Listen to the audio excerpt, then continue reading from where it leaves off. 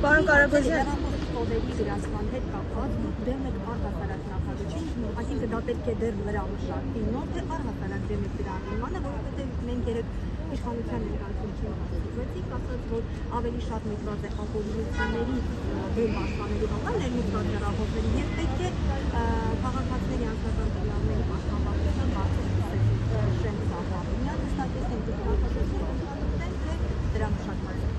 Նախագծին եմ ընդհանուր դեմ, որովհետև սա մի նախագիծ է, որը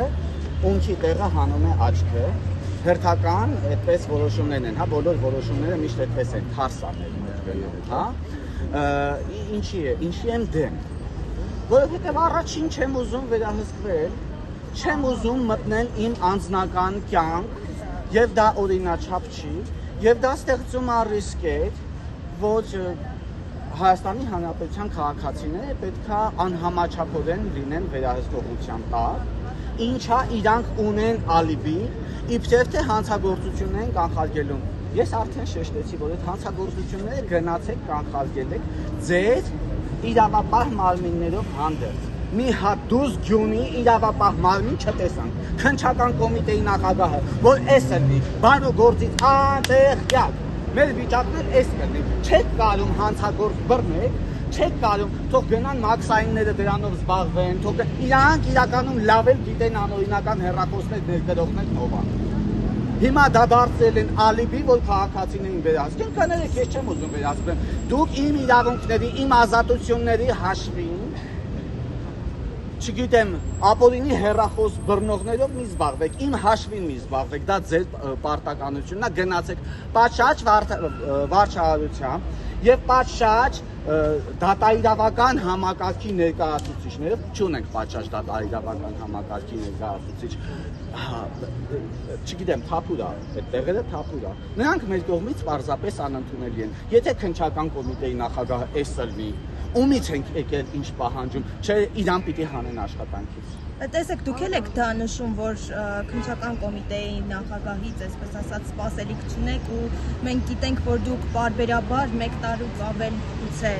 ակցիաներ եք իրականացնում, որոնք այդպես էլ պատասխան չստացան, էլի գրություններ եք փոխանցել։ Հիմա ինչ ակնկալիքով եք անում, արդյոք կհեռացնեն, չեն հեռացնի։ Ոնց, էդ էր մնացել պակաս։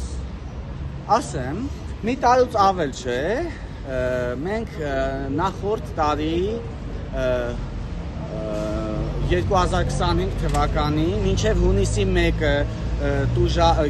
բանկերում տեղի ունեցած զեղծարության զոհերի իրավունքները կարողացանք մեր պահանջների արդյունքում վերականգնել։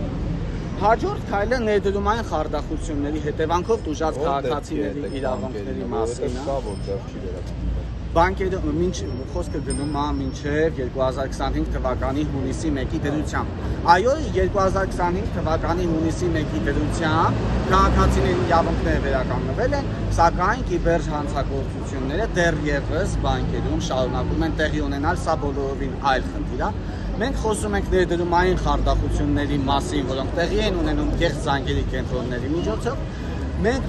այս պահանջները հնչեցրել ենք քննչական կոմիտեին եւ պետական բոլոր մարմիններին այն նպատակով, որովհետեւ մի տեսակի կիբերհանցագործությունից տուժած քաղաքացին փաստորեն պաշտպանվեց բանկում, մեկ այլ տեսակի կիբերհանցագործություններից տուժած քաղաքացիները հրես, խնդրեմ, պետական բաց, այո, ներդրումային խարդախությունները իրենցից ենթադրում են կիբերհանցագործությունները,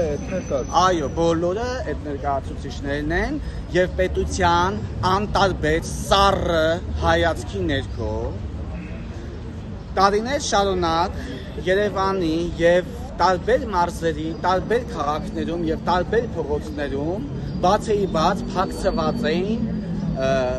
կեղծ հարթակների պաստառները եւ պետության բաց աչքի ներքո մենք այս մասով հանցագործության մասին հաղորդում ենք տվել եւ գլխավոր դատախազը հանցագործության մասին հաղորդումը կցել է քրեական գործին։ Այստեղ կա պետական մարմինների անպատասխանատվության եւ անգործության հետևանքները եւ եթե չլիներ անպատասխանատվությունն ու անգործությունը, այս քաղաքացիները չէին դառնալու զեղծարության զոհ, ասեմ ինչի, հարցին հեսա հստակ կպատասխանեմ, էլի ասեմ ինչի չէին դառնալ զեղծարության զոհ, որովհետև եթե այսօր ես փողոցում ծաղիկ վաճառեմ, կգան ինձնից ՀՏՄ կտրոնք ուզեն, գործունեության թույլտվություն եւ այլն, բայց Ստեղծարար հարթակները գործել են բացի բաց փողոցներում եւ չեն կանխարգելվել քննչական կոմիտեի կողմից։ Նաեւ մենք հասնում ենք ձեր հարցի պատասխանին։ Հույս ենք տածել, միասին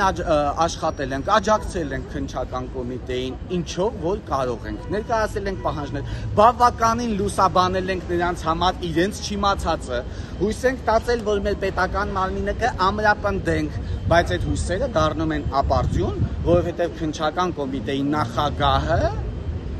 կամք չի արտահայտում քաղաքացիների իրավունքների պաշտպանության վերաբերյալ եւ այդ գումարները ուղղակի տանում են պետբյուջե,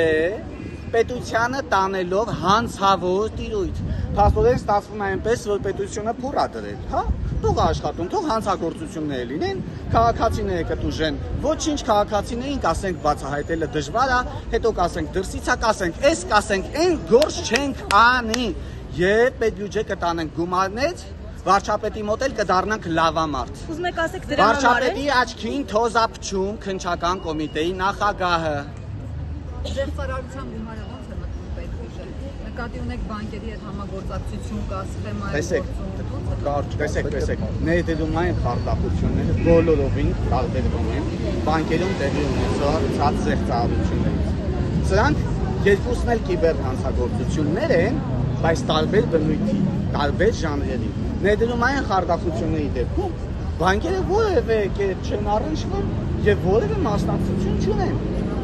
Ո՞նց է պետբյուջեում ներդրում։ Ես արդեն ներկայացրեցի, որ օրինակ ներքին գործերի նախարարությունը լրատվամիջոցներով ցույց է տալիս, որ դիմակավորված աշխատակիցները դռներ կոտրելով լուսամուտներից հանկարծակի մտան ներս, բռնեցին հանցավոր խմբերին, պարկացրեցին գետին, նրանց մոտ հայտնաբերեցին 10 միլիոն, 20 միլիոն, 30 միլիոն, 50 միլիոն, 170 միլիոն, 200 միլիոն դրամ հայտնաբերեցին, այս գումարը վերցրեցին, հետո երբ որ ներքին գործերի նախարարության տիրույթից իրավասության տիրույթից դուրս է գալիս գործը, գնում է քննչական կոմիտե։ Քննչական կոմիտեն հայտարարում է, որ այս հանցագործները այո մեր երկրում են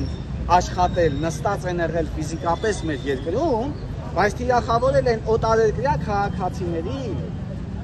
Իսկ այդ տուժողները օտարերկրյա քաղաքացիներն են, այս գումարները